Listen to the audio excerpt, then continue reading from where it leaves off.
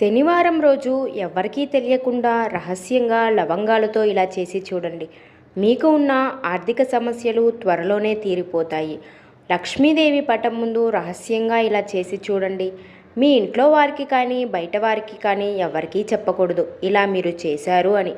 9 లవంగాలను తీసుకోవాలి. మొగ్గ కాడ బాగుండే లవంగాలను తీసుకోండి.